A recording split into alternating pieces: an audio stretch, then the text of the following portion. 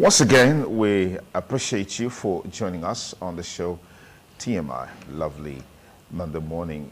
We continue with our conversation on Workers' Day 2023. I have with me in the studio Comrade Bashiru Kadri, a Labour leader, former NLC chairman at the state, former NLC vice chairman at the state, but former NASU chairman at the state, and former secretary NLC at the state. Thank you so much for joining us. It's my pleasure, Duke. Quite some time. Pleasure to have you here. It's my pleasure. This is one day workers look forward to every year. Is there any enthusiasm, within the rank and file of workers, looking forward to today against the background of the state of the economy, the issue of minimum wage, and all of that? Well, Duke, let me thank you for putting the labor movement in perspective and trying to re-echo what the history looked like, and also try to look at what today is and what the future holds for the workers. We cannot predict the future, but we can only project into the future.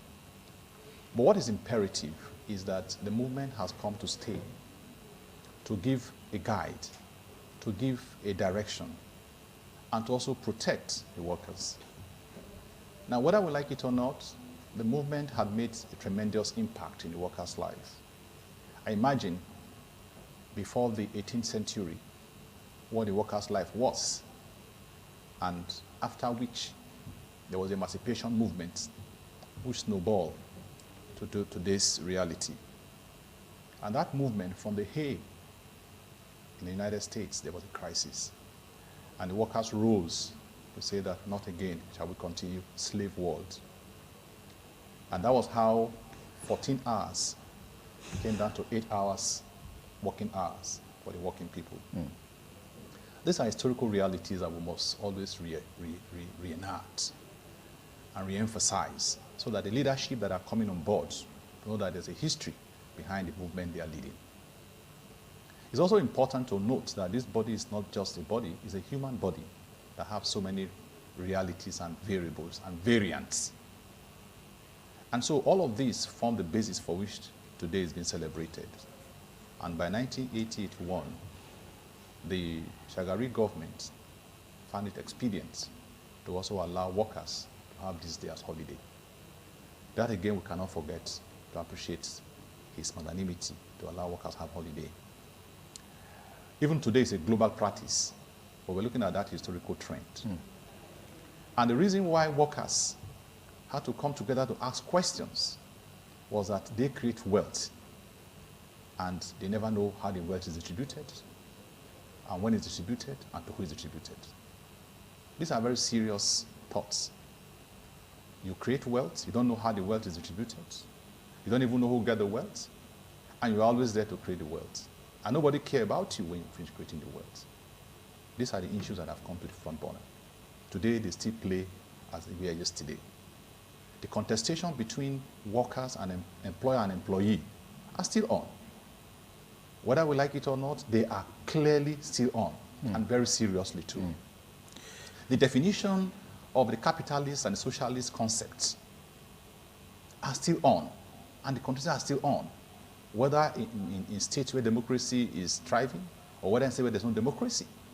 Incidentally, the issue of democracy plays out each time we talk about elections.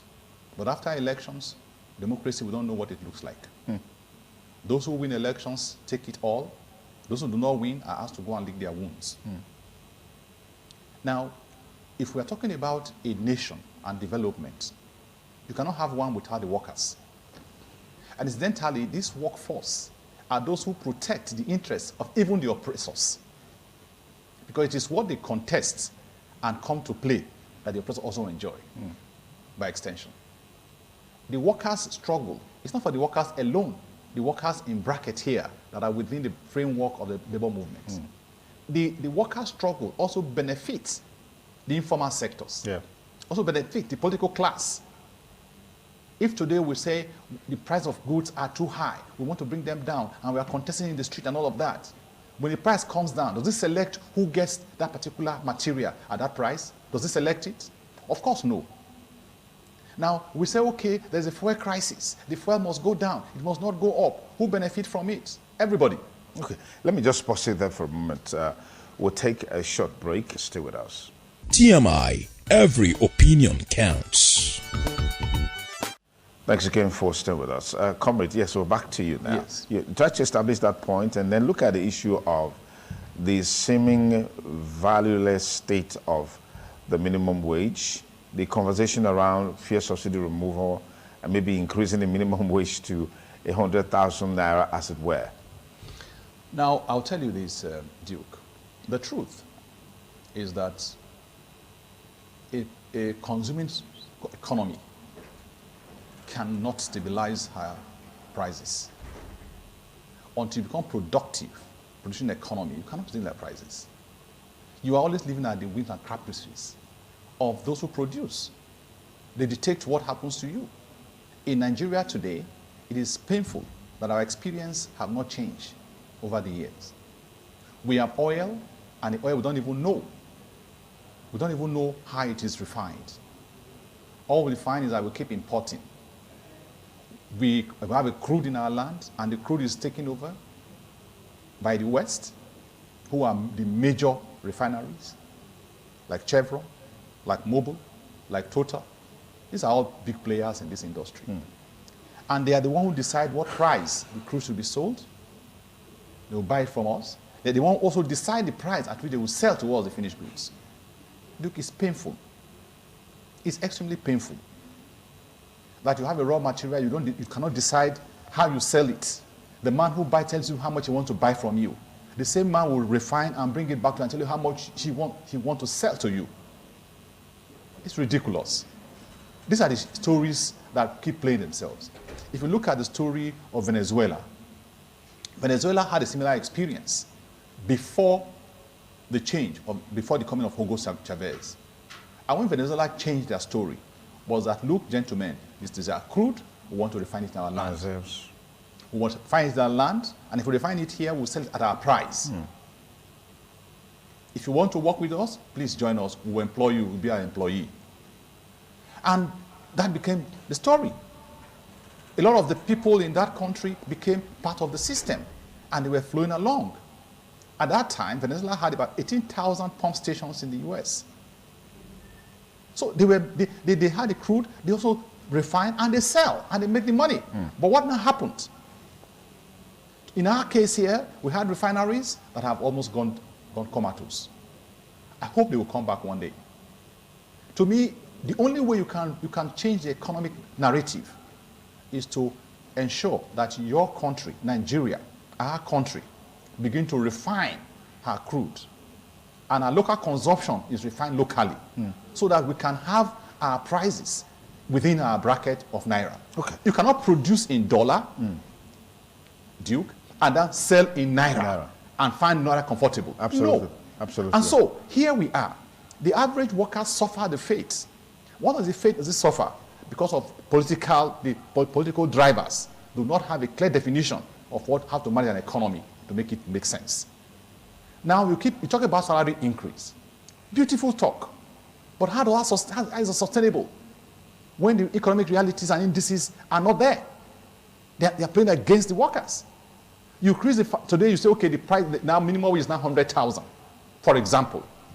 And the economy suddenly nosedive and again fly in the air. What happened? The 100,000 naira is now like a peanut. Absolutely. No longer makes sense. So it is important that we must face the reality. Let us take our economy back from the West. Let us manage our economy and become today Chinese. The Chinese people many years ago were at the background. Today they are frontline players. Japan was at the background. Today they are frontline players. There's no home that does not have Japanese products. Absolutely. There's not. Today, Chinese food is taking over American markets. And Americans are getting worried, as symbolized by Trump. And that's why he had to increase the tax of the Chinese product in America. But even at that, he did not reduce it.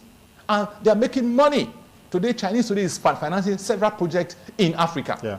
Is that not terrible? How do you reconcile that with Chinese of yesterday that were in the canvas? Now they are now on top. We can also be on top as a country. Now So for me, sorry, before I anchor, yeah. salary increase is good, but let the drivers of our economy change our economic narrative to productive economy and not consuming economy. If we have that done, then whatever we earn as salary will make sense. When I entered the job, if I retired a few years ago, Duke, my salary was just how much? 105 naira or thereabout. And I can go to market and buy a shirt for 2.50 kobo. High flying collar. I can buy shoes of 65 naira. Not 65,000. 65 naira. Duke, I can go out and buy chicken and buy this and buy that. So much still in the house. And I still have something left for the month ending. Today, people are earning in thousands, yet they cannot even talk about the next 1 week. Before 1 week, the money is ended. Is this a big challenge the incoming administration Now must deal with? Yeah, that's why I say you should allow me and call this. So why I'm making this position is that the incoming government should understand that it has a tax in its hand. And what is the tax? Is to arrest the economic somersault. There's economic debt. And if we arrest that economic debt, all of this story will change. If we have production, for instance, sir, we have about over 71 textile industries. They went to coma. And all people working in those industries at home. How do you have that to impact, if not negatively, on the social life of the people? How do you have that to impact, if not negatively, on the psychology of the people? Now, industries are going to coma. Many industries left Nigeria and ran to other countries, to Ghana, to South Africa. IBM was in Nigeria. IBM left here to other countries. We need to address our economy. If we address our economy well, Duke, all of these stories will change. If I earn how many thousand, it will have value. It will give me exactly what I've earned. But today you earn so much, and yet what you get is just a patry, like a beggar son. What you have now is a beggar son. It's not even a living wage. So I am saying, as much as I agree that salary increase should be done, because even the increase they made recently, some time ago, not many states have done it. Some of the states are still playing games with the story. And this is so sad. The man who helped you to create wealth, you enjoy the wealth, you throw away the man. When it comes to creation, you harass him. When it comes to spending, you take the money. We need to change this narrative. So the people who drive our economy must wake up. I want to challenge the incoming governments that they must know that the only way they can make history is to make Nigerian currency have value. So make Nigerian economy make a difference. The international economy will begin, let them come and buy from us. Let us be exporters. We should stop importation. Duke, my heart bleeds when I watch how people go to scrabble for second-hand clothing. When we had textile industries here in Nigeria, people today, universities are looking for Ankara to buy. It's a classical attire. What is wrong?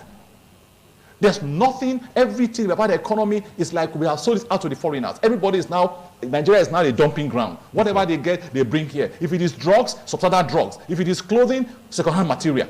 If it is a vehicle, those days, Duke, if a man buys a second-hand car, he's a poor man. He's a poor man. But now you buy second-hand car, people come and celebrate. Laughing stock. Yeah. Today you buy second-hand car, people come and celebrate, and you buy drink, you celebrate for buying second-hand car. Ridiculous. Okay, quickly. The Workers' Day celebration is always one day everybody looks forward to. Yes. At the headquarters, we've been told that Eagle Square will not be the venue.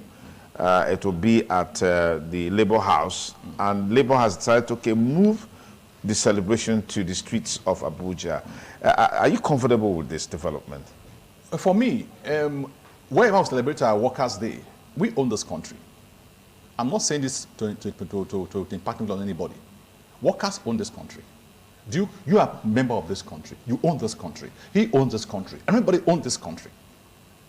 If Eagle Square is not free for us, we can use anywhere we want to use. We are making a statement. If we are going to walk on the street of Nigeria, we are going to make a statement. And the statement will be very clear, if not even clearer, than if it's made in Eagle Square.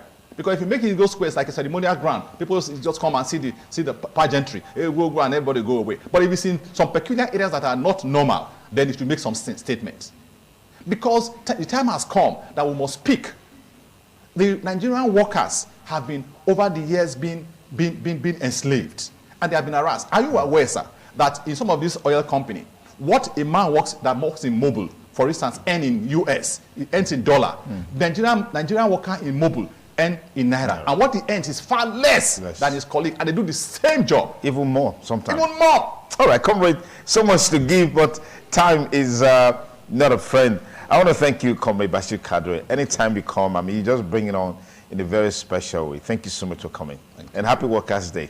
Yeah, now, once a worker, or once a labor leader, once a labor activist, always a labor activist. I mean, the energy is still there.